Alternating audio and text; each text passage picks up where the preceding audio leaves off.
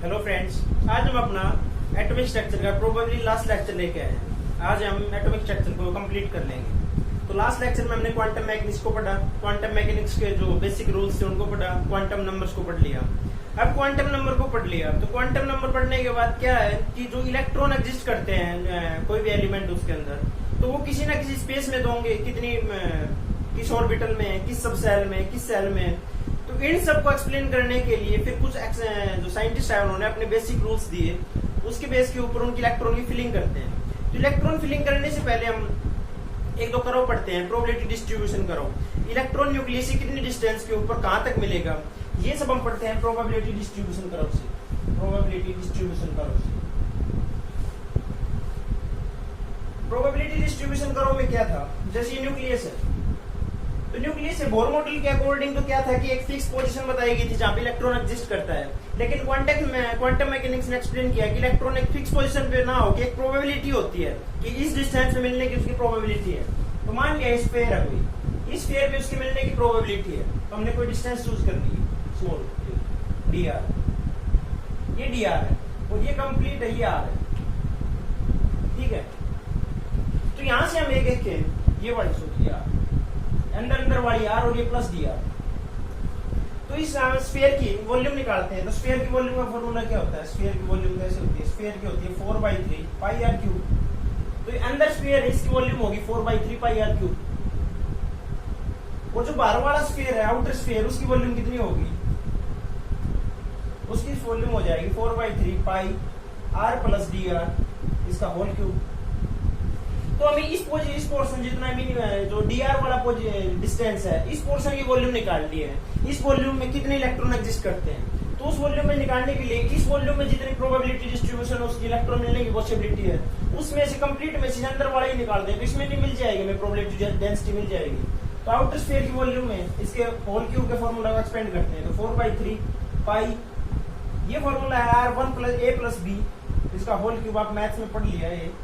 इसका फॉर्मूला होता है R³ A³ + B³ + 3A² B + 3AB²। तो ये डी आर है, ये काफी स्मॉल डिस्टेंस है। इस डिस्टेंस में हम जो फर्दर पावर्स होती हैं, जैसे R² DR² होगा, DR³ होगा, यानी हायर पावर जो भी आएंगी वो स्मॉल क्वांटिटी, इस खुद में स्मॉल डी आर है, छोटी क्वांटिटी है, और इसकी पावर हम फर्दर और पावर लेके जाएंगे तो और छोटी हो जाएगी। तो जो फर्दर पावर है उनको हम एक बार थोड़ा नेग्लेक्ट कर देते हैं। जैसे DR³ है, इसको नेग्लेक्ट कर देंगे, और DR² इसको भी नेग्लेक्ट कर देंगे, और जो पावर बची हुई है उनको हम काउंट करेंगे, मींस ये और ये। तो ये पावर कितने बच जाएंगे, 4/3 पाई, अंदर बच गया R³ + 3R² dr। तो ये वॉल्यूम आ गया आउटर स्फीयर की, और इनर स्फीयर की वॉल्यूम ये रही। तो हम आउटर स्फीयर की वॉल्यूम से इनर स्फीयर की वॉल्यूम घटाएंगे, तो आउटर माइनस इनर कितनी बच जाएगी, 4/3 पाई R³ + 4/3 पाई 3R² dr, और माइनस इनर स्फीयर की वॉल्यूम -4/3 पाई R³। तो 4/3 पाई R³ से 4/3 पाई R³ कैंसिल, सिर्फ बच गया, और 3 से 3 कैंसिल, बच गया 4 पाई R² dr। ये वॉल्यूम आ गई, वॉल्यूम ऑफ जो हमने पोर्शन सेलेक्ट किया इस पोर्शन की, ये वॉल्यूम आ गई। तो हम क्या पढ़ते हैं, साई स्क्वायर की वैल्यू हमने पढ़ी थी। साई स्क्वायर होती है वो प्रोबेबिलिटी डेंसिटी होती है, प्रोबेबिलिटी डेंसिटी होती है, साई स्क्वायर = होती है प्रोब डेंसिटी, ठीक है। तो डेंसिटी का हमने फॉर्मूला पढ़ा है। डेंसिटी क्या होती है, डेंसिटी होती है कोई भी चीज होती है जो क्वांटिटी होती है और पर यूनिट वॉल्यूम, यानी कोई भी क्वांटिटी है, कोई एंटिटी है, उसको हम वॉल्यूम से डिवाइड कर देंगे तो डेंसिटी डिफाइन करती है। डेंसिटी में डिवाइड वॉल्यूम आती है। अगर हम इस प्रोब डेंसिटी को वॉल्यूम से मल्टीप्लाई करते हैं, मल्टीप्लाई बाय वॉल्यूम, अगर वॉल्यूम से मल्टीप्लाई कर देंगे तो प्रोब डेंसिटी क्या देगी, सिर्फ प्रोबेबिलिटी देगी उस पोर्शन की। तो हम क्या करेंगे, प्रोबेबिलिटी मीन साई स्क्वायर है, साई स्क्वायर की हम मल्टीप्लाई कर देंगे जो हमने वॉल्यूम सेलेक्ट किया है इस मिनिमम पोर्शन की, हो जाएगी 4 पाई R² dr। ये हमें देगी प्रोबेबिलिटी, इस पोर्शन में इलेक्ट्रॉन मिलने की प्रोबेबिलिटी कितनी है। तो इसको हम एक कर्व से पढ़ेंगे। तो डिफरेंट सब सेल्स मींस ऑर्बिटल्स होते हैं, उनमें इलेक्ट्रॉन मिलने की प्रोबेबिलिटी कितनी है वो हम देखते हैं। तो हम जैसे देखते हैं वनस के लिए क्या होता है, न्यूक्लियस होता है, न्यूक्लियस के बिल्कुल पास होता है वनस, जो सब सेल होती है वनस ऑर्बिटल होता है, तो उसकी प्रोबेबिलिटी होती है, हमने लास्ट लेक्चर में किया भी था की जो प्रोबेबिलिटी होती है वन ऑर्बिटल की वो मैक्सिमम होती है न्यूक्लियस के पास। तो इसकी हम एक बार उसका कर्व की से भी एक्सप्लेन करने की कोशिश करते हैं कि क्यों होता है ऐसा।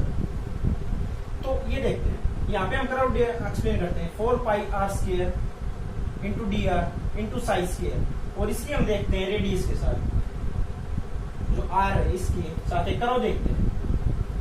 तो जो 4πr² साइज स्क्वायर है किसको एक्सप्लेन कर रही है, हमने पढ़ा प्रोबेबिलिटी को एक्सप्लेन कर रही है। न्यूक्लियस के साथ में बिल्कुल न्यूक्लियस के पास में कितने इलेक्ट्रॉन मिलने की प्रोबेबिलिटी है, यह पूरी यही प्रोबेबिलिटी को डिफाइन कर रही है।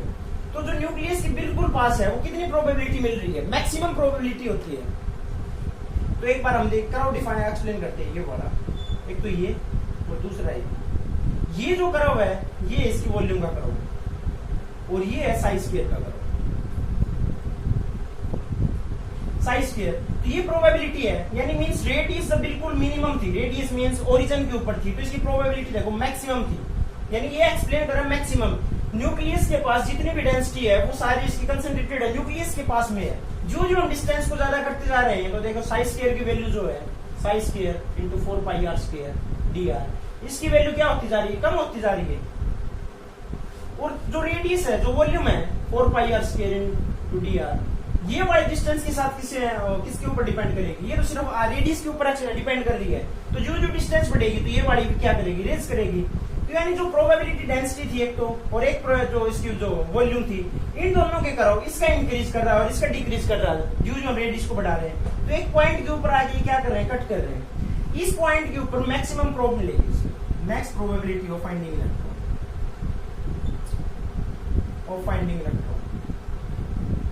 यही चीज एक्सप्लेन की थी बोर ने। ये जो डिस्टेंस होती है एक इलेक्ट्रॉन ने हाइड्रोजन लाइक के एटम के लिए होती है 0.529 एंगस्ट्रॉम। बोर ने ये डिस्टेंस बताई थी, कंप्लीट ये कर्व एक्सप्लेन नहीं किया था। बोर ने एक स्पेसिफिक पॉइंट एक्सप्लेन किया था कि इलेक्ट्रॉन जो मिलेगा वो इस पॉइंट पे मिलेगा। उसको आइडिया नहीं था क्योंकि उस टाइम पे क्वांटम मैकेनिक्स ने अपना कुछ आई नहीं थी। तो बोर ने ये डिस्टेंस एक्सप्लेन की थी।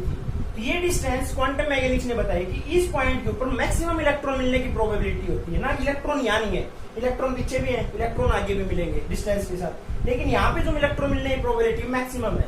एक बार फिर से बता देते हैं, ये कर्व है ये बता रहा है साइज स्क्वायर के कर्व को और ये बता रहा है इसकी वॉल्यूम को। तो जो मैक्सिमम है जो साइज स्क्वायर इलेक्ट्रॉन मिलने की प्रोबेबिलिटी है वो न्यूक्लियस के बिल्कुल पास में मैक्सिमम होगी, तो इसलिए मैक्सिमम है यहाँ पे। जो जो हम रेडियस को बढ़ाएंगे कर्व कम होता जा रहा है, means probability of finding electron यहाँ पे मैक्सिमम थी। जितना हम दूर जाते जाएंगे इलेक्ट्रॉन मिलने की प्रोबेबिलिटी कम होती जा रही है, तो यही कर्व बोल रहा है।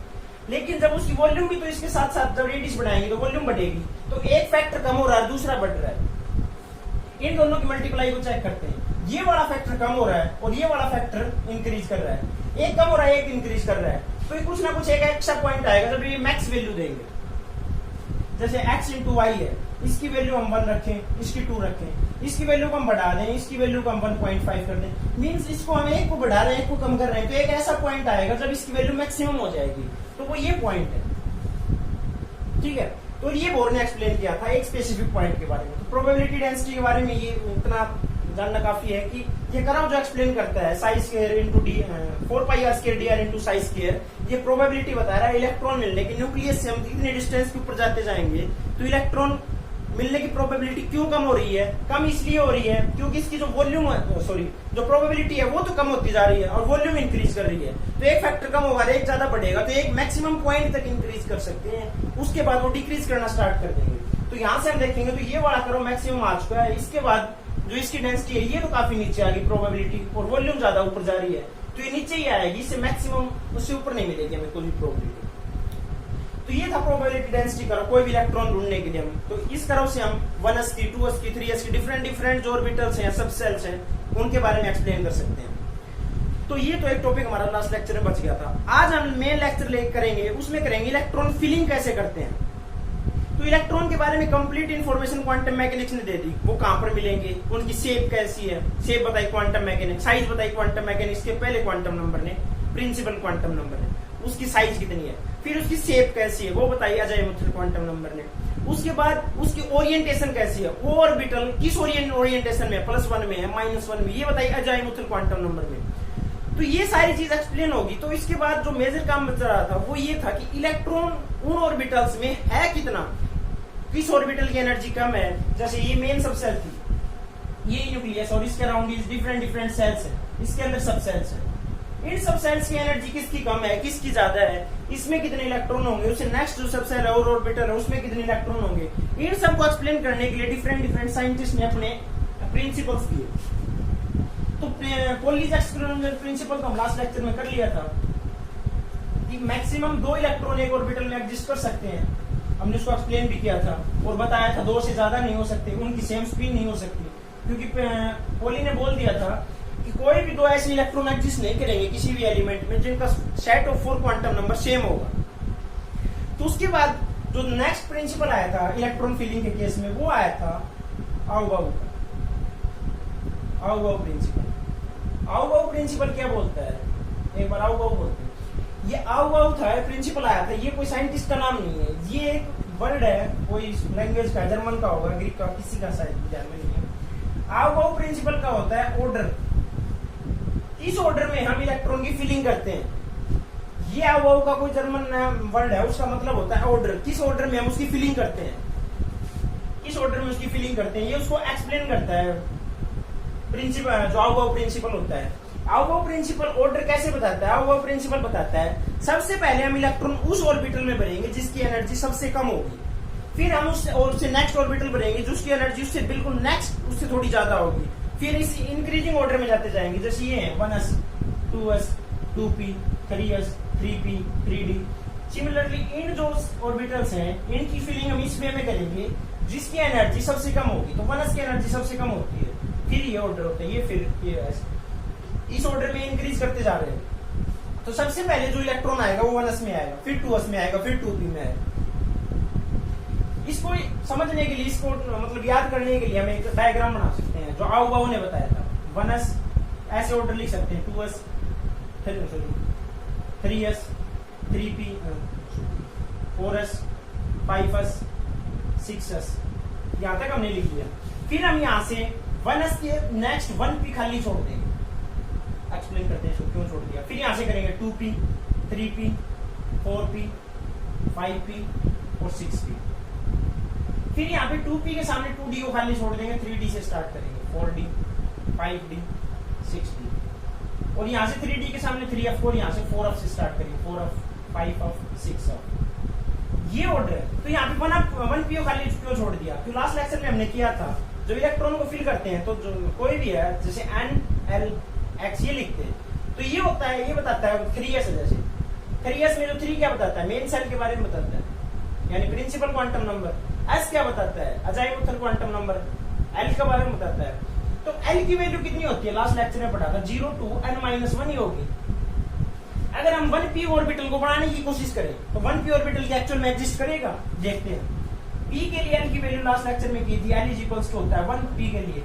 तो अगर L की वैल्यू 1 है p के लिए, तो जो L की वैल्यू L की वैल्यू 1 है, तो इसकी L की वैल्यू निकालते हैं, L इज इक्वल्स टू हो जाएगा n-1। n कितना है इसके लिए, n कितनी है, सॉरी 3 कौन सा 2p के लिए, 1p के लिए, 1p के लिए n की वैल्यू 1 है और l -1 0, l की वैल्यू आ रही है 0, l की वैल्यू 0 नहीं आनी चाहिए थी, l की वैल्यू p के लिए 1 होती है। जैसे आप 2d के लिए निकाल के देखते हैं, 2d के लिए निकालें तो 2d में 2 क्या बताता है, प्रिंसिपल क्वांटम नंबर, और d बताता है सब सेल के बारे में, यानी l की वैल्यू यहाँ से 2 हो रही है, तो l की वैल्यू एक्चुअली होनी कितनी चाहिए थी, यहाँ से L की वैल्यू होती है 0 to n-1, n की वैल्यू यहाँ पे कितनी है 2 और -1, L की वैल्यू मिल रही है 1, लेकिन D के लिए L की वैल्यू तो 2 बताई गई थी। तो यहाँ से ये जो ऑर्बिटल्स हैं ये एग्जिस्ट नहीं करते हैं, जैसे 1p है, 2d है और सॉरी 2d है और 3f है, ये ऑर्बिटल्स एग्जिस्ट नहीं करते हैं। तो ये ऑर्बिटल्स एग्जिस्ट नहीं करते हैं। तो 1s है, फिर 2p से स्टार्ट होता है, फिर 3d और फिर 4f से। तो इनको याद करने के लिए एरो लगा लेते हैं, जैसे आउबाउ ने यही बताया था, एक ऑर्डर बताया था, एक अरेंजमेंट बताई थी, तो हम पहला मार्क लगाएंगे इस डायरेक्शन में, फिर सेकंड को कट करेंगे, फिर इस डायरेक्शन में कट करते चले जाएंगे।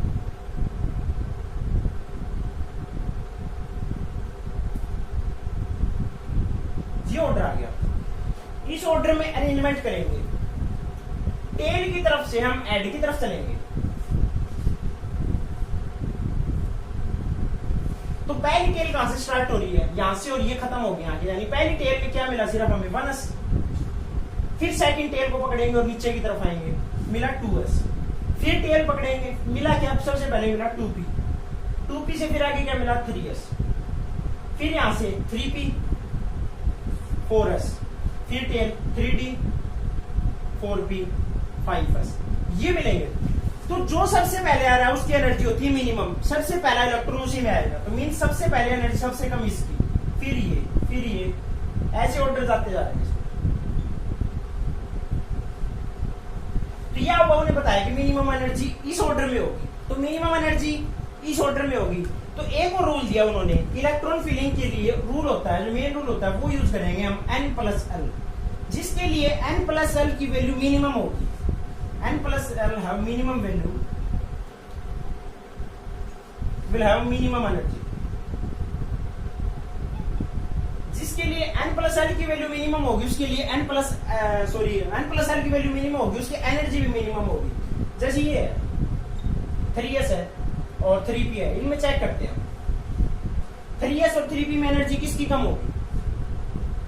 3s में कितना है, n की वैल्यू 3 और s के लिए l की वैल्यू कितनी होती है 0, हमने पढ़ा था लास्ट लेक्चर में। यहां से निकालते हैं 3, n की वैल्यू यहां फिर से 3 होगी, l की वैल्यू p के लिए होती है 1, तो 3 + 0 3 और 3 + 1 4 हो गया। n+12 की वैल्यू यहां से ज्यादा हो रही है, तो इसकी एनर्जी भी ज्यादा होगी। जी ज्यादा एनर्जी है तो हम देख सकते हैं 3s और 3p को कंपेयर करके देखते हैं, 3s यहाँ रहा और 3p यहाँ रहा है, 3s की एनर्जी 3p से कम है, n+l भी यही बता रहा है। फिर एक बात सामने और फंस के आ गई कि अगर n किसी कोई भी है ऑर्बिटल है, उसकी n+l की वैल्यू सेम हो जाए, सेम कैसे हो जाए, जैसे 4s है, 4s और 3p है, 4s और 3p में n+l की वैल्यू निकालते हैं, तो यहां से n की वैल्यू होगी 4 और s के लिए 0, l की वैल्यू यहां से n की वैल्यू 3 और l की वैल्यू होगी 1, यहाँ पे n+l की वैल्यू 0 और यहाँ से n+l की वैल्यू 4 और यहाँ से भी 4। अब n+l की वैल्यू सेम होगी 4 और 4, तो अब कैसे बताएंगे किसी एनर्जी कौन से की कम होती है और कौन से की ज्यादा होती है। तो देखते हैं 4s और 4p में, तो 4s यहाँ रहा है, 4s यहाँ और 3p यहाँ रहा है, तो 3p की एनर्जी कम है, तो यहां से आप ने एक्सप्लेन किया जिसकी n की वैल्यू ज्यादा होगी, अगर n+l की वैल्यू सेम मिल रही है हैविंग सेम वैल्यूज, तो उसकी एनर्जी कम होगी जिसकी n की वैल्यू लोअर होगी। जो ऑर्बिटल n की वैल्यू कम रखेगा, अब n की वैल्यू कम किसके लिए है, n की वैल्यू कम है 3p के लिए, क्योंकि यहाँ पे 3 है, और 4s के लिए n की वैल्यू है 4, तो 4 है इसकी और इसकी 3 है, तो इसकी एनर्जी कम होगी क्योंकि इसके लिए n की वैल्यू कम है। तो अब ने एक ऑर्डर बता दिया कि इस ऑर्डर में हम इलेक्ट्रॉन की फिलिंग करेंगे, तो हम इलेक्ट्रॉन की फिलिंग करके देखते हैं। जैसे एक बार इसको हम ऑर्डर को यहीं पे रखते हैं, जैसे इलेक्ट्रॉन हमारे पास कोई 10 इलेक्ट्रॉन है, ठीक है, हमें भरने हैं। हमने लास्ट लेक्चर में किया 10 के पास कितने ऑर्बिटल होते हैं, एक ऑर्बिटल होता है क्योंकि इसकी एक ओरिएंटेशन होती है। फिर से 2s आ गया, तो साइक्लिक सेल की बात हो रही है, साइक्लिक सेल में फिर से एक ऑर्बिटल इसके पास, फिर 2p आ गया, 2p में 3 इलेक्ट्रॉन आ गए, सॉरी 3 ऑर्बिटल आ गए, और फिर 2p के बाद 3s आ रहा है, 3s में एक ऑर्बिटल है। तो हम इलेक्ट्रॉन को भरना स्टार्ट करेंगे। हम यहाँ पे 2 इलेक्ट्रॉन भर दिए, यहाँ पर भी 2 इलेक्ट्रॉन भर लिए, तो हो सकता है फिर यहाँ पे 2 भर लें हम स्टार्टिंग में, 2 10 नहीं है, जैसे 2 4 2 6 इलेक्ट्रॉन जैसे हमारे पास, ठीक है। कार्बन की बात करते हैं, जैसे कार्बन कम एलिमेंट की बात करते हैं, तो 2 इलेक्ट्रॉन यहाँ भर दिए, 2 इलेक्ट्रॉन यहाँ भर दिए, तो हो सकता है कि हम 2 इलेक्ट्रॉन यहीं भर दें पहले ही ऑर्बिटल में, p के फर्स्ट ऑर्बिटल में हम दोनों इलेक्ट्रॉन भर दें, आगे इसकी कोई बात नहीं, 2 इलेक्ट्रॉन इसमें ही भर सकते हैं। और दूसरा तरीका ये भी है कि हम दोनों इलेक्ट्रॉन को ऐसे भी भर दें।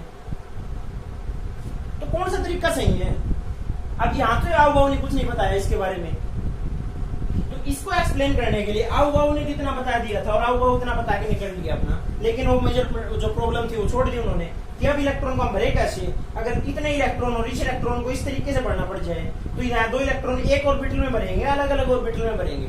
तो इस चीज को एक्सप्लेन करने के लिए जो नेक्स्ट साइंटिस्ट थे वो आए, उन्होंने क्या बताया, वो उसका नाम था Hund's rule of maximum multiplicity, maximum multiplicity.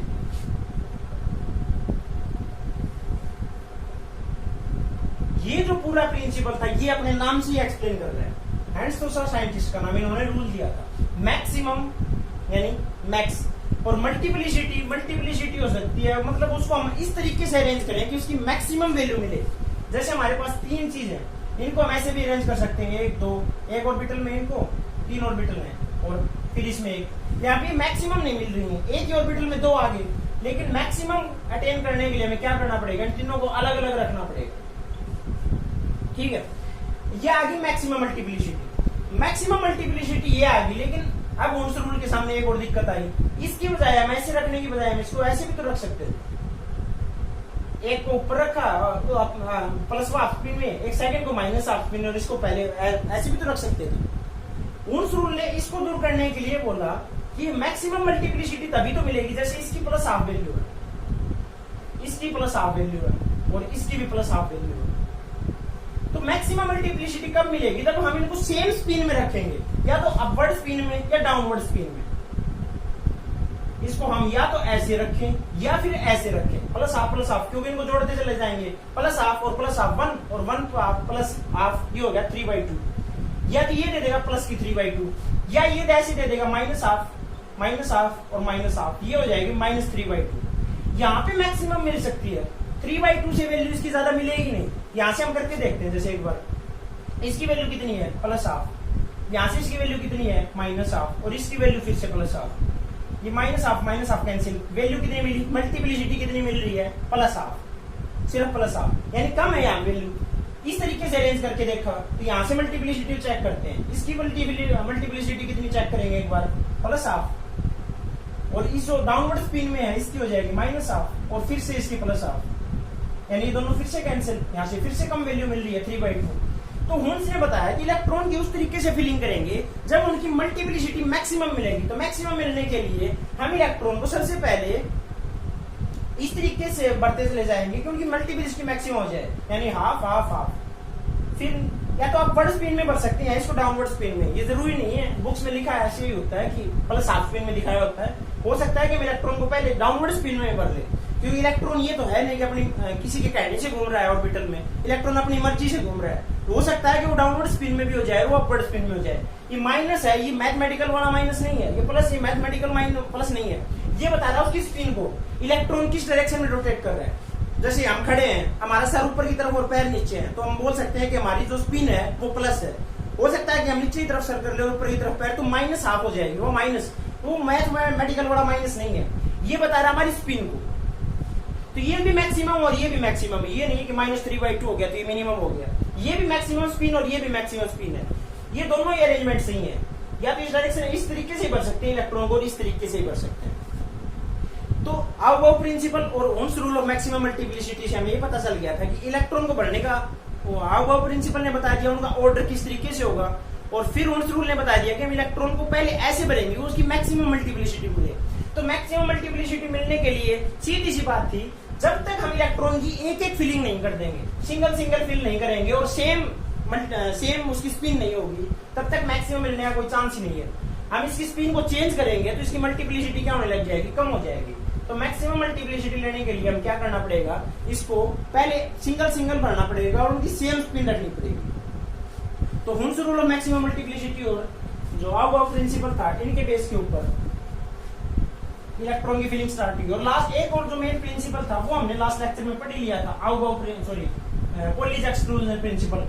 कोई भी ऑर्बिटल ऐसा नहीं होगा जिसमें दो इलेक्ट्रॉन हो, उनकी same set of 4 quantum number मिल जाए। पढ़ा था हमने लास्ट लेक्चर में, याद हो आपको। 3s है, जैसे 3s में ये ऑर्बिटल इलेक्ट्रॉन भी ऐसे आ जाए और ये भी ऐसे आ जाए। इसमें n की वैल्यू 3, l की वैल्यू 0, m की वैल्यू 0। इस इलेक्ट्रॉन के लिए भी n की वैल्यू 3, l की 0, m की 0। तो 3 सेट ऑफ क्वांटम नंबर हो गए, लेकिन 4th क्वांटम नंबर s की वैल्यू यहाँ पे प्लस हाफ और इसके लिए भी प्लस हाफ। तो ऐसा कोई इलेक्ट्रॉन हो एक ऑर्बिटल में, ऐसे कोई दो इलेक्ट्रॉन एग्जिस्ट नहीं कर सकते जिनके 4 set of quantum number same हो जाएंगे, लेकिन यहाँ से सेम हो रहे हैं। इसके लिए हम क्या करेंगे, इन दोनों की स्पिन को चेंज कर देंगे, एक अपवर्ड स्पिन में रखेंगे और एक डाउनवर्ड स्पिन में।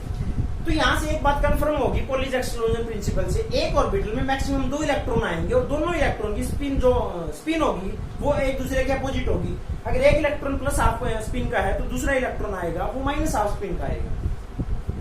तो यहाँ से ये जो मेन जो 3-4 प्रिंसिपल आए थे, यहाँ से इलेक्ट्रॉन की फिलिंग को कंप्लीट कर दिया। तो इलेक्ट्रॉन फिल करने का एक तरीका बता दिया था। जैसे कोई कंपाउंड है, कोई एलिमेंट है, जैसे हम मैग्नीशियम ले लें, आपको इलेक्ट्रॉन फिलिंग करने से पहले एक काम कंफर्म करना पड़ेगा, आपको 30 तक एटॉमिक नंबर याद करने पड़ेंगे। 30 तक एटॉमिक नंबर याद नहीं होंगे तो इलेक्ट्रॉन फिलिंग, इलेक्ट्रॉनिक कॉन्फ़िगरेशन समझ में नहीं आएगा। तो मैग्नीशियम का एटॉमिक नंबर होता है 12 एटॉमिक नंबर है, तो इसकी हम इलेक्ट्रॉनिक फिलिंग करके देखते हैं। 1s2 सॉरी ऑर्डर आप याद करते हैं एक बार, 1s 2s 2p 3s 3p 4s और 3d, ये ऑर्डर होता है। तो एक ऑर्बिटल है, एक ऑर्बिटल में कितने इलेक्ट्रॉन आ सकते हैं? मैक्सिमम 2 इलेक्ट्रॉन आ सकते हैं। तो s के पास कितना ऑर्बिटल होते हैं? एक ऑर्बिटल होता है। इस s के पास कोई भी s है उसके पास, तो s सेक्शन के पास एक ही ऑर्बिटल होगा। p के पास कितने ऑर्बिटल होते हैं? 3 ऑर्बिटल होते हैं, 3 ऑर्बिटल होते हैं और 3 ऑर्बिटल होते हैं। तो 3 ऑर्बिटल और एक ऑर्बिटल में मैक्सिमम कितने इलेक्ट्रॉन आ सकते हैं? पॉलीज एक्सक्लूजन प्रिंसिपल से पढ़ा था कि एक ऑर्बिटल में मैक्स 2 इलेक्ट्रॉन आ सकते हैं, मैक्सिमम 2 इलेक्ट्रॉन आ सकते हैं एक ऑर्बिटल में। तो p के पास 3 ऑर्बिटल है और एक ऑर्बिटल में 2 इलेक्ट्रॉन आ सकते हैं। तो 3 ऑर्बिटल में कितने मैक्सिमम इलेक्ट्रॉन आ सकते हैं? 6 आ सकते हैं। s के पास 2 आ सकते हैं, s के पास 2 और फिर s के पास फिर से 2, p के पास 6, s के पास फिर से 2, d के पास 5 ऑर्बिटल होते हैं। 5 ऑर्बिटल होते हैं और एक ऑर्बिटल में 2 इलेक्ट्रॉन आ सकते हैं। तो d के पास मैक्सिमम कितने इलेक्ट्रॉन आ सकते हैं? 10 इलेक्ट्रॉन आ सकते हैं। तो एक ऑर्बिटल में हम 2 इलेक्ट्रॉन भर सकते हैं। तो यहां से हम इसकी फिलिंग करके देखते हैं 12 के लिए। तो पहले जो 1s है इसको हमने 2 इलेक्ट्रॉन दे दिया, इसकी मिनिमम एनर्जी है। फिर 2s है, इसको भी हमने 2 इलेक्ट्रॉन दे दिए। फिर 2p को दे दिए हमने 6 इलेक्ट्रॉन, कितने होगी? 10। फिर दो इसको दे दी होगी 12 इलेक्ट्रॉन, यानी यहीं तक हमने काम किया, ये हमने फिलिंग कर दी। सिमिलरली हम कोई और लेके आते हैं, जैसे हमने पढ़ा कैल्शियम का। कैल्शियम के लिए same order 1s 2s 2p 4s sorry 1s 2s 2p 3s 3p 4s, यहां तक हम फिलिंग करके देख सकते हैं। कैल्शियम का एटॉमिक नंबर होता है 20 को देखते हैं, 20 इलेक्ट्रॉन भरने हैं। तो पहले को इसको 2 इलेक्ट्रॉन आ सकते हैं, दे दिए। 2s में 2 इलेक्ट्रॉन आ सकते हैं, दे दिए। p में 6 आ सकते हैं, दे दिए। 3s के पास 2 आ सकते हैं, दे दिए। p के पास 6 आ सकते हैं, दे दिए। s के पास 2 आते हैं, दे दिए। काउंट करते हैं 2 4 और 6 10 2 12 12 और 6 18 और 2 20, यहां तक 20 इलेक्ट्रॉन फिल हो गए इसके, ठीक है। तो और नेक्स्ट देखते हैं, जैसे कोई क्रोमियम है, क्रोमियम का चेक करते हैं। क्रोमियम का एटॉमिक नंबर होता है 24 को फिल करते हैं। 1s 2s 2p 3s 3p 4s 3d, यहां फिल करते हैं। तो इसलिए 2 इलेक्ट्रॉन दे दिए, तो इसको 6 2 6 2 देखते काउंट करके 2 4 6 10 12 18 20 इलेक्ट्रॉन फिल हो चुके हैं। क्रोमियम का एटॉमिक नंबर कितना होता है? 24। तो यहाँ पे 4 इलेक्ट्रॉन आ गए। ये इलेक्ट्रॉन ऐसे आने चाहिए थे, जो तीनों हमने प्रिंसिपल पढ़े थे उसके अकॉर्डिंग ऐसी फिलिंग होनी चाहिए थी। क्यों होनी चाहिए थी? क्योंकि जो आउगो प्रिंसिपल आया था उसने एनर्जी का ऑर्डर दे दिया। डिफरेंट ऑर्बिटल है, वो सबसे पहले लोअर एनर्जी का फिल होगा, फिर उससे हायर एनर्जी का, फिर उससे हायर एनर्जी का, ऐसे इलेक्ट्रॉन की फिलिंग करेंगे।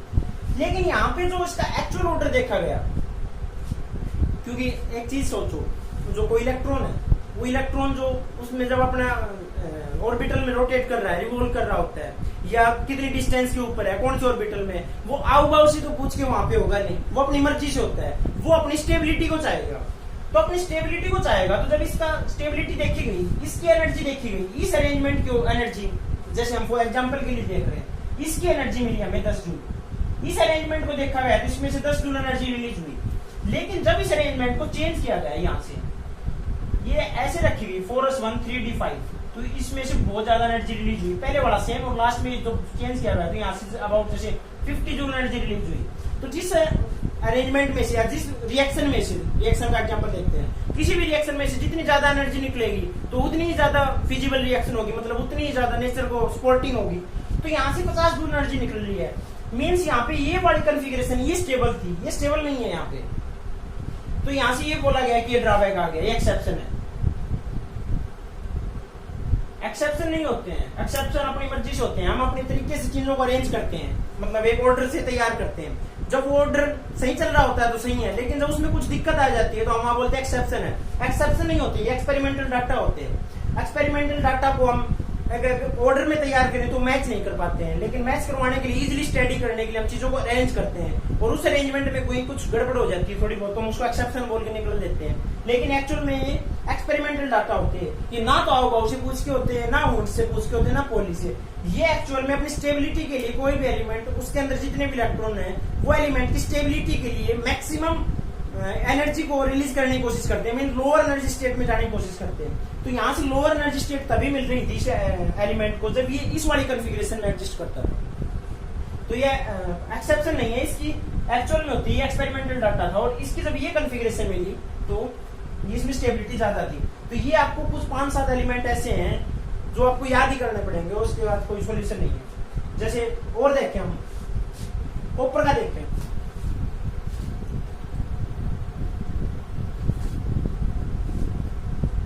कॉपर का, देखें कॉपर का एटॉमिक नंबर होता है 29 के लिए देखें 1s 2s 2p 3s 3p और 3d 4s, ये वाली फिल करते हैं। तो यहाँ पहले 2 इलेक्ट्रॉन, फिर 2, फिर 6, फिर 2 6 और 10 और 2, काउंट करते हैं 2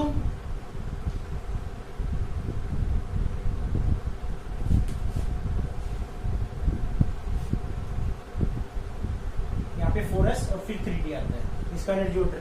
तो यहाँ से 2 और ये फिर 2, कितने हो गए 4 6 10 12 18 20 और यहाँ पे 9 इलेक्ट्रॉन। ये एक्चुअल जो हम प्रिंसिपल के अकॉर्डिंग पढ़ रहे थे, तो ये एक्चुअल में ऐसा डाटा आना चाहिए था, लेकिन ऐसा नहीं आता है, फिर से दोबारा से चेंज हो गया। यहाँ पे 1 इलेक्ट्रॉन बचा और 3d के जो 5 ऑर्बिटल थे वो कंप्लीट फिल हो गया। ये तो ऐसे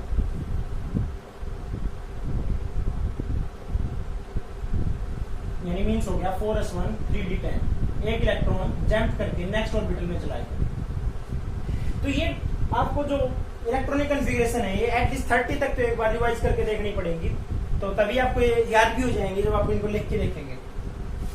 तो ये हो क्यों रहा है ऐसा कि इलेक्ट्रॉनिक कॉन्फ़िगरेशन चेंज क्यों हो रही है? क्रोमियम के केस में 4s1 3d 5 क्यों हो रहा है? ये कौन सी ऐसी एनर्जीज है जो इनको स्टेबल करवा रही है? तो ऐसे कोई भी इलेक्ट्रॉनिक कॉन्फ़िगरेशन जो चेंज होती है अपनी स्टेबिलिटी को गेन करने के लिए, वहां पे 2 एनर्जी काम में आती है।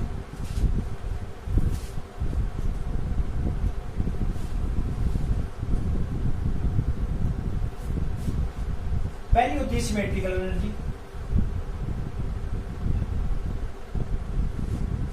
एनर्जी, और दूसरी होती है एक्सचेंज एनर्जी।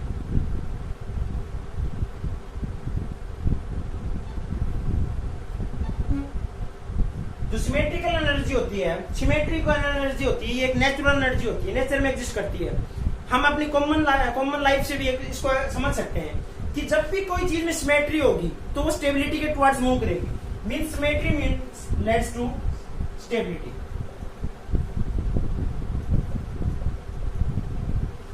मींस जैसे एक रूम है, एक रूम के अंदर 10 बच्चे बैठे हैं, 10 बच्चों को हम एक सीरियल वाइज ऑर्डर में बैठाएंगे तो इजीली अरेंजमेंट हो सकती है। मींस उनके बीच में ना तो कोई आपस में लड़ाई झगड़ा होगा, वो अपना एक तरीके से बैठेंगे। उनका एक हमने फिक्स कर दी पोजीशन, इस पोजीशन में आप बैठोगे, इसमें आप 10 बच्चों को एक फिक्स पोजीशन दे दी। लेकिन टीचर बाहर चला गया क्लास से, टीचर बाहर चला गया तो बच्चे क्या करेंगे? बच्चे उठ के रैंडम पोजीशन में चले जाएंगे। मींस वहां से सिमेट्री लूज हो जाएगी। जब रैंडमनेस आएगी, रैंडम आएंगे, बच्चे उठ के इधर उधर भागेंगे तो रैंडम पोजीशन में आ जाएंगे, सिमेट्री लॉस्ट हो जाएगी। रैंडम में आएंगे मींस वो इधर उधर भागेंगे तो एक दूसरे के साथ कुछ ना कुछ तो गड़बड़ी होगी उनकी। रैंडम जाएगी, उनकी स्टेबिलिटी लूज हो जाएगी, स्टेबिलिटी लूज उनके बीच में लड़ाई झगड़ा होगा। लड़ाई झगड़ा means in case of electron, अगर यहाँ पे सिमेट्री नहीं होगी तो उनके बीच में कुछ ना कुछ फोर्स ऑफ अट्रैक्शन से कम हो जाएगा, फोर्स ऑफ रिपल्सन बढ़ने लग जाएगा। फोर्स ऑफ रिपल्सन बढ़ेगा तो स्टेबिलिटी कम। मीन सिमेट्री एक नेचुरल लॉ है, इसको हम समझ सकते हैं हम कॉमन लाइफ से भी। जब सिमेट्री भी किसी भी चीज में होगी तो हम उन चीजों को अच्छे से अरेंज कर सकते हैं, मीन्स उनमें स्टेबिलिटी ज्यादा होती है। दूसरी होती है एक्सचेंज एनर्जी। एक्सचेंज एनर्जी जितनी ज्यादा होगी, हम एक दूसरे की पोजीशन को जितना ज्यादा चेंज कर पाएंगे उसमें उतनी ही ज्यादा स्टेबिलिटी आएगी। जैसे एक क्लास है, इसमें 10 बच्चे बैठे हैं, 10 स्टूडेंट है, 10 स्टूडेंट हैं, 10 बेंच के ऊपर एक रोल नंबर वाइज उनको बैठा रखा है। तो रोल नंबर वाइज बैठा रखा है, एक पहले से और 10वें को। तो हर कोई चाहता है, जब बच्चे होते हैं क्लास में होते हैं तो हो सकता है कि हर बच्चा अपना पहला बेंच के ऊपर बैठना चाहे।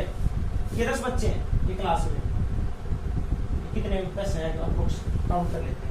तो इन बच्चे क्या करेंगे, इस बेंच के ऊपर बैठने की कोशिश करेंगे। तो टीचर ने क्या एक आइडिया लगाया, 10 के 10 बच्चे, ये तो है नहीं कि भेदभाव करेंगे, सबको इस पोजीशन के ऊपर बैठा के रखना है। तो क्या करेंगे, पहले दिन इसको यहाँ पे बैठा दिया, दूसरे दिन फिर इसको यहाँ ले गए, यहाँ आ गया, इसको यहाँ ले गए, ये आ गया। मीन्स इनको क्लास में बैठाना भी है और स्टेबिलिटी भी रखनी है ताकि क्लास में लड़ाई झगड़ा ना हो। तो इन बच्चों को एक बार यहाँ ले जाएंगे, फिर अगले को ले जाएंगे, फिर इसको यहाँ ले जाएंगे, उसको वहां ले जाएंगे। मीन्स जितनी ज्यादा उनकी अरेंजमेंट पॉसिबल होगी, जितना ज्यादा हम उनको एक्सचेंज कर पाएंगे। मान लीजिए इस दौरान हमें 6 महीने निकल गए, क्लास खत्म ही होगी, 6 महीने निकले, क्लास खत्म होगी, सिमेट्री भी मिली। सिमिलरली यहाँ पे इलेक्ट्रॉन के केस में होता है, जितनी ज्यादा हम इलेक्ट्रॉन की एक्सचेंज कर पाएंगे उतनी ज्यादा वो एनर्जी में स्टेबल होते जाएंगे, उनकी एनर्जी कम होती चलाई जाएगी। मीन्स उनके बीच में फोर्स ऑफ रिपल्सन नहीं होगा, वो खुश रहेंगे। जैसे एक है, ये है, इसमें 5 ऑर्बिटल है, डी ब्लॉक, इसके पास 1 इलेक्ट्रॉन, ठीक है, ये 2 इलेक्ट्रॉन। ये 2 इलेक्ट्रॉन क्या करेंगे, पहले दिन यहाँ पे ये आ गया, फिर दूसरे दिन ये यहाँ पे आ गया। 2 ही अरेंजमेंट तो पॉसिबल है। तो कोशिश क्या करेंगे, 2 बच्चे हैं, पहले बेंच के ऊपर बैठना चाहेगा, पहले दिन इसका नंबर आ गया, दूसरे दिन इसका नंबर, तो मतलब एक कम टाइम के बाद आएगा, तो भूल नहीं पाएंगे एक चीज को। एग्जाम्पल समझ से है, भूल नहीं पाएंगे। तो ये क्या करेगा, दूसरे वाला मन में इनके मतलब कुछ ना कुछ लड़ाई झगड़े की होगी पता। इसी तरह इलेक्ट्रॉन का होगा, इसके बीच में कम अरेंजमेंट है। जैसे अब हम 3 इलेक्ट्रॉन लेके आए डी ऑर्बिटल में, यहाँ पे 3 इलेक्ट्रॉन डाल दिए, 3 इलेक्ट्रॉन डाल दिए, ये इलेक्ट्रॉन यहाँ जा सकता है, ये यहाँ जा सकता है, ये यहाँ जा सकता है। मीन्स यहाँ पे अब अरेंजमेंट बढ़ रही है। 4 लेके आएंगे, 1 इलेक्ट्रॉन यहाँ लिया, 1 यहाँ पे, तो इस इलेक्ट्रॉन को हम यहाँ डाल सकते हैं, यहाँ डाल सकते हैं, यहाँ भी डाल सकते हैं और यहाँ भी डाल सकते हैं। इस एक अकेले इलेक्ट्रॉन को हम इतनी पोजीशन चेंज कर सकते हैं, इस दूसरे वाले किसके साथ कर सकते हैं। मतलब इसको ज्यादा टाइम मिलेगा, इसको ज्यादा टाइप की एक्सचेंज मिलेगी, तो ज्यादा टाइप की एक्सचेंज एनर्जी मिलेगी, तो उसको जितनी ज्यादा एक्सचेंज एनर्जी मिलेगी, मीन्स उसमें जितनी ज्यादा स्टेबिलिटी के रीजन आते जाएंगे, उसमें उतनी ज्यादा स्टेबिलिटी होगी। तो इन 2 टाइप की एनर्जी से हम किसी भी जो इलेक्ट्रॉन सिस्टम है उसमें जब इलेक्ट्रॉन की फिलिंग करते हैं, तो ये उसमें एक तो सिमेट्रिक एनर्जी होनी चाहिए और दूसरा एक्सचेंज एनर्जी होनी चाहिए। तो जो एक्सेप्शंस आ रहे हैं हम उनको इन 2 एनर्जी के साथ समझ सकते हैं। जैसे हमने क्रोमियम का भी एक एक्सेप्शन बोला, क्रोमियम का एटॉमिक नंबर 24, क्रोमियम का एटॉमिक नंबर 24 है। तो इसमें लास्ट में हमने पढ़ा था 4s2 3d4, ये एक्चुअल में इलेक्ट्रॉनिक कन्फिगरेशन होती है। तो 4s की जो इलेक्ट्रॉन है वो कंप्लीटली फिल है।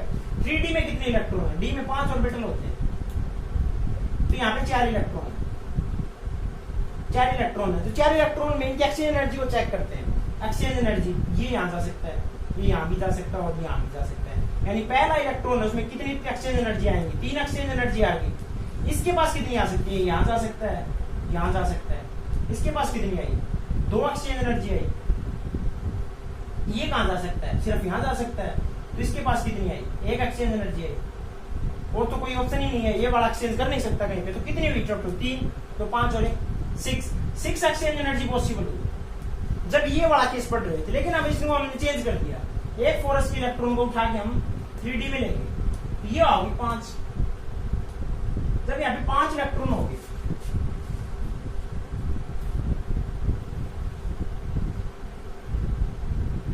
हो गए, तो इस इलेक्ट्रॉन को हम यहाँ डाल सकते हैं, यहाँ भी डाल सकते हैं, यहाँ भी डाल सकते हैं और यहाँ भी डाल सकते हैं। कितनी एक्सचेंज कर सकता है, 4।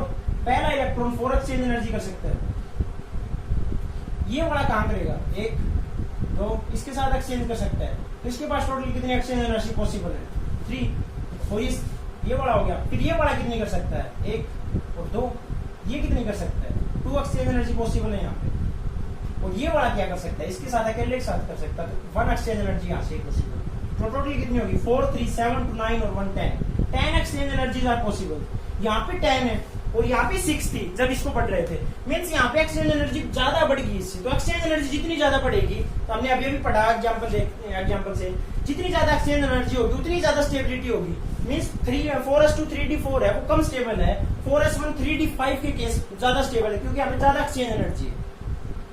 तो जो एक्सेप्शंस आ रहे हैं ये एक्चुअल में एक्सेप्शंस नहीं होते, ये स्टेबिलिटी के लिए अपने आप को अरेंज कर लेते हैं।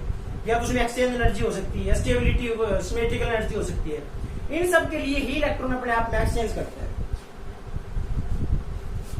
ओके, ये तो हमने देखी कुछ इलेक्ट्रॉनिक कन्फिगरेशन, कुछ एलिमेंट्स।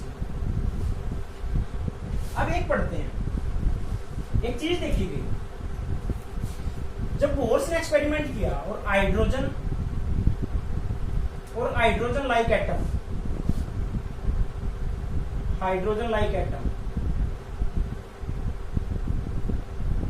इनको जब स्टडी किया गया तो वहां से क्या देखने को मिला, जब ये 1s थे, 2s 2p थे, 3s 3p थे, 4s 3d थे, जब इनको देखा गया, इनकी एनर्जी को कंपेयर किया गया तो वहां से सरप्राइजिंग रिजल्ट देखने को मिलता था। 1s की एनर्जी सबसे कम थी देखा, लेकिन फिर 2s और 2p की एनर्जी इक्वल थी, फिर इसकी इन दोनों की एनर्जी सेम थी। जैसे इसकी एनर्जी 10 थी, फिर एनर्जी बढ़ी 15 होगी, इसकी भी 15 और इसकी भी 15, फिर इससे आगे गए, इसकी भी मान लो 20 होगी, इसकी भी 20, इन दोनों की सेम थी। यहाँ पे फिर आगे बढ़ी, ये 25 होगी, ये 3D था, इसकी फिर से होगी 3D की, फिर से दोबारा से 20 मिली, मतलब यहाँ से देखने को मिली इसकी और इसकी एनर्जी इससे ज्यादा होनी चाहिए थी। 4s ऑर्बिटल बीच में आना था और एलिमेंट से, लेकिन इसके केस में ये ऐसा नहीं हो रहा था, ये ऐसा ऑर्डर मिल रहा था इज इक्वल्स टू 3D और फिर से 4s is equals to 4p 4d 4up, इसकी सबकी एनर्जी सेम आ रही थी। ऐसा क्यों हो रहा था? हाइड्रोजन और हाइड्रोजन लाइक एटम के लिए ये एनर्जी क्यों हो रही थी? इन सब ऑर्बिटल्स की और इन सब सेल्स की एनर्जी सेम क्यों आ रही थी? इसको समझते हैं। प्रिंसिपल को है, मैकेनिक्स को पढ़ा, क्वांटम मैकेनिक्स को, तो वहां से पढ़ा एक न्यूक्लियस है, इसके अराउंड ये पहली सेल है, ये दूसरी सेल है, तीसरी और ये फोर्थ सेल। पहली सेल में कितनी सब सेल है? एक ही सब सेल है, ठीक है। इसके पास कितनी सब सेल है? 2 सब सेल है, ठीक है। इसके पास 3 सब सेल है, थर्ड सेल के पास, इसके पास 4 सब सेल है। जब हम इलेक्ट्रॉन, जब हाइड्रोजन और हाइड्रोजन लाइक एटम के लिए, मींस हाइड्रोजन के पास कितने इलेक्ट्रॉन होते हैं? एक इलेक्ट्रॉन होता है, और hydrogen like atom, hydrogen helium plus, lithium 2 plus, beryllium 3 plus, इन सब के पास भी तो एक एक इलेक्ट्रॉन है। एक इलेक्ट्रॉन की बात हो रही है, तो एक इलेक्ट्रॉन को हो सकता है हम यहाँ रख लें, तो 1s की एनर्जी होगी, ठीक है, सबसे कम। अब इस इलेक्ट्रॉन को निकाल के यहाँ से उठा के यहाँ ले आए, यहाँ रखें, यहाँ रखें, कहीं भी रखें, एनर्जी सेम मिल रही थी। ऐसा रीजन क्यों था? इसके साथ एक दूसरा एग्जांपल देखते हैं, मल्टी इलेक्ट्रॉन सिस्टम। जैसे लिथियम का केस देखते हैं, तो लिथियम में कितने इलेक्ट्रॉन होते हैं? 3 इलेक्ट्रॉन। यहाँ पे इस इलेक्ट्रॉन को रखा, एक इलेक्ट्रॉन को यहाँ रख दिया और ये 2 इलेक्ट्रॉन इनको यहाँ लिया, इस इलेक्ट्रॉन को इस इलेक्ट्रॉन को यहाँ लिया, सेकंड सेल। ये इलेक्ट्रॉन है, इस इलेक्ट्रॉन और इस न्यूक्लियस के बीच में कौन सा फोर्स ऑफ अट्रैक्शन होता है? इलेक्ट्रोस्टैटिक फोर्स ऑफ अट्रैक्शन होता है, मींस अट्रैक्शन का फोर्स है। इस इलेक्ट्रॉन और इस न्यूक्लियस के बीच में भी फोर्स ऑफ अट्रैक्शन है, लेकिन यहाँ पे एक फोर्स ऑफ अट्रैक्शन हो रहा है, रिपल्सन हो रहा है। इस इलेक्ट्रॉन और इस इलेक्ट्रॉन के बीच में फोर्स ऑफ रिपल्सन होगा, इस इलेक्ट्रॉन और इस इलेक्ट्रॉन के बीच में फोर्स ऑफ रिपल्सन होगा, इस इलेक्ट्रॉन और इस इलेक्ट्रॉन के बीच में फोर्स ऑफ रिपल्सन होगा। मींस मल्टी इलेक्ट्रॉन सिस्टम आ रहा है, वहां पे फोर्स ऑफ रिपल्सन भी आ रहा है अट्रैक्शन के साथ। अगर फोर्स ऑफ रिपल्सन आएगा तो ये क्या करेगा? ये इलेक्ट्रॉन इस इलेक्ट्रॉन से रिपेल करेगा, इस इलेक्ट्रॉन का भी रिपल्सन फेस करेगा। मींस ये इलेक्ट्रॉन डिफरेंट टाइप के रिपल्सन फेस कर रहा है। रिपल्सन फेस करेगा तो ये इलेक्ट्रॉन क्या करेगा? ये इससे दूर जाने की कोशिश करेगा और इसको अपने से दूर ज्यादा भेजने की कोशिश करेगा। जैसे कोई 3 इंसान बैठे हुए हैं पास और उनके आपस में लड़ाई झगड़ा हो रहा है, तो क्या करेंगे? एक दूसरे को रिपेल करने की कोशिश करेंगे। वो उधर वाले को उधर फेंकने की कोशिश करेगा और उधर वाले के उधर। तो ये इलेक्ट्रॉन क्या करेगा? ये इसको दूर फेंकने की कोशिश करेगा, और यहाँ पे अगर ये इस इलेक्ट्रॉन को दूर फेंकेगा तो इनके बीच में कुछ एनर्जी का डिफरेंस आएगा। तो मल्टी इलेक्ट्रॉन सिस्टम के केस में तो डिफरेंस आ रहा था, लेकिन जब हाइड्रोजन या हाइड्रोजन लाइक सिस्टम की बात कर रहे थे तो इलेक्ट्रॉन यहाँ था, या फिर यहाँ से हटा के यहाँ था, या फिर यहाँ था। तो यहाँ पे एक ही तो फोर्स था, फोर्स ऑफ अट्रैक्शन।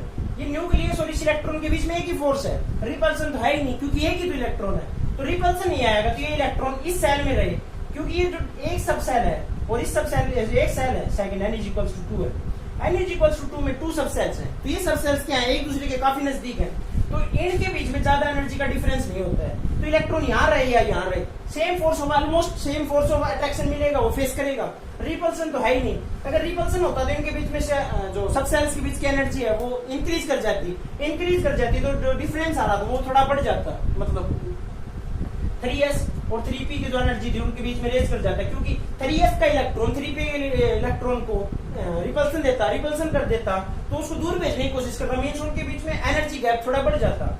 लेकिन हाइड्रोजन के केस में ऐसा नहीं है। हाइड्रोजन केस में जो मिनिमम एनर्जी गैप है थोड़ा सा है, और इसको इलेक्ट्रॉन इजीली थोड़ी सी एनर्जी लेके कैच कर लेगा और इस एनर्जी से जंप से करके इस एनर्जी लेवल पर जंप कर जाएगा, क्योंकि यहाँ पे फोर्स ऑफ अट्रैक्शन है, सिर्फ फोर्स ऑफ अट्रैक्शन है, रिपल्सन तो है नहीं।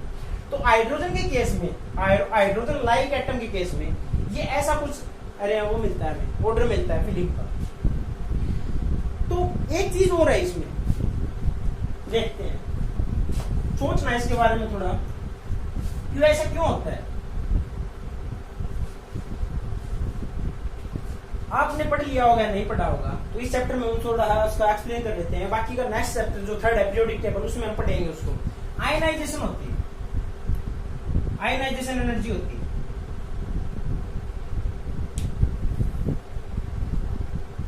आपने आज तक सोचा है नहीं पता नहीं, लेकिन आज सोचना है इस बात की। आयनाइजेशन एनर्जी होती है, तो आयनाइजेशन एनर्जी क्या होती है? जैसे सोडियम है, सोडियम के पास पहली सेल में 2 इलेक्ट्रॉन, नेक्स्ट में 8 इलेक्ट्रॉन, और उससे आउटर मोस्ट सेल में 1 इलेक्ट्रॉन होता है। ठीक है, यानी 1s2, 2s2, 2p6 और 3s1। 3s में 1 इलेक्ट्रॉन है, 1 इलेक्ट्रॉन है। इस इलेक्ट्रॉन को हम इस फोर्स ऑफ न्यूक्लियस के फोर्स ऑफ अट्रैक्शन से बाहर ले जाएं, इतना बाहर ले जाएं कि इसके बीच में कोई फोर्स ऑफ अट्रैक्शन ना बचे, बीच उतनी डिस्टेंस के ऊपर। जब हम बोर्स मॉडल पढ़ रहे थे तो एनर्जी जहां पे 0 थी, एनर्जी 0 मतलब न्यूक्लियस और इलेक्ट्रॉन के बीच में कोई फोर्स ऑफ अट्रैक्शन नहीं था। वो वाली डिस्टेंस के ऊपर इलेक्ट्रॉन को हम यहां से निकाल के उतनी डिस्टेंस के ऊपर ले जाएं जहां पे इसकी एनर्जी 0 हो जाए, इनके बीच में फोर्स ऑफ अट्रैक्शन हो जाए, तो उसको बोलते हैं ionisation energy. The amount of energy required to eject an electron from outermost shell of an element. Element के आउटर मोस्ट सेल से निकालने के लिए कितनी एनर्जी देनी पड़ेगी, उसको हम आयनाइजेशन एनर्जी बोलते हैं। ओके, तो हम एक एग्जांपल देखते हैं। आयनाइजेशन एनर्जी समझ में आ गई। अब हम देखते हैं, जैसे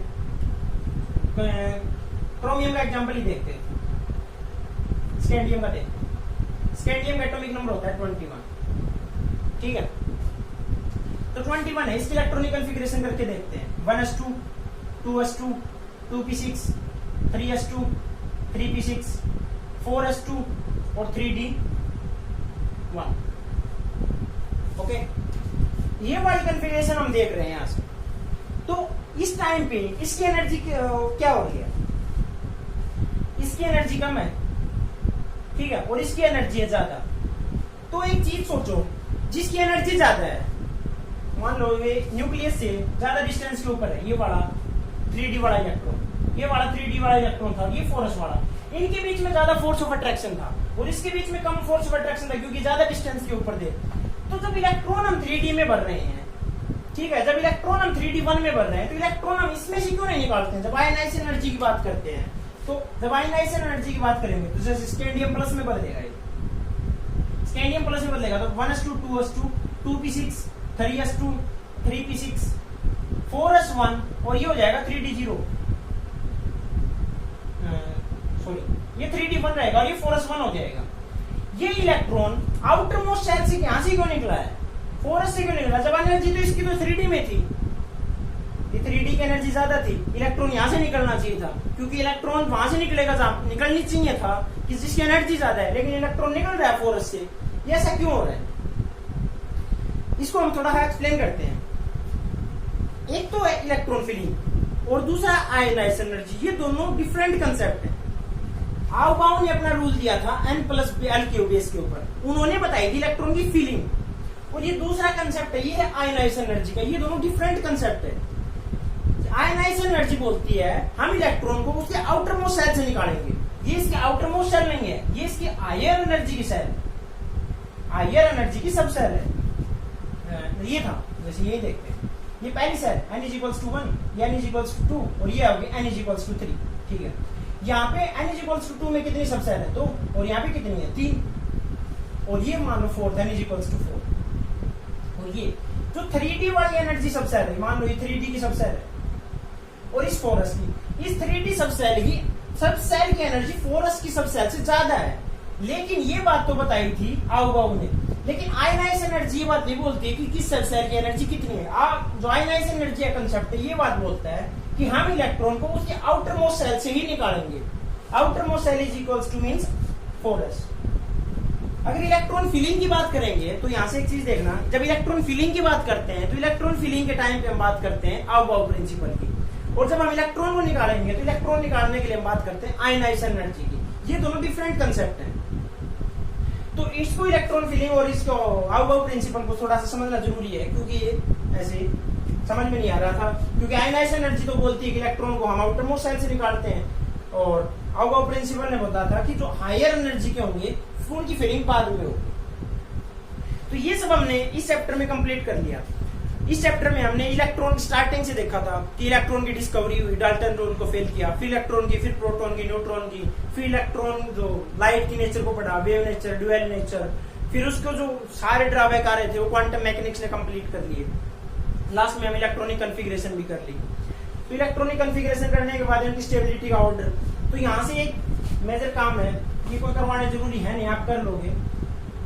1 से लेकर एटॉमिक नंबर 1 से लेकर 30 तक सबका इलेक्ट्रॉनिक कॉन्फ़िगरेशन करना जरूरी है। तो एक बार आप लोग जितना भी देख रहे हैं 1 से लेकर 30 तक electronic configuration with atomic number याद करने और इनको निकालना भी है। तो थैंक यू गाइज, आज हम इस लेक्चर को यहाँ खत्म कर रहे हैं, और इसके बाद हम अपना नेक्स्ट लेक्चर जो टॉपिक लेके आएंगे वो अपना नेक्स्ट टॉपिक होगा ये पीरियोडिक टेबल या पीरियोडिक प्रॉपर्टीज उनकी। तो ये लेक्चर हम अपना कल से स्टार्ट करेंगे। तो थैंक यू गाइज, आप अपने इस चैनल को थोड़ा सब्सक्राइब करिए, शेयर कर दीजिए ताकि थोड़ा सा हमें भी मोटिवेशन मिलता रहे। तो thank you guys, please share and subscribe.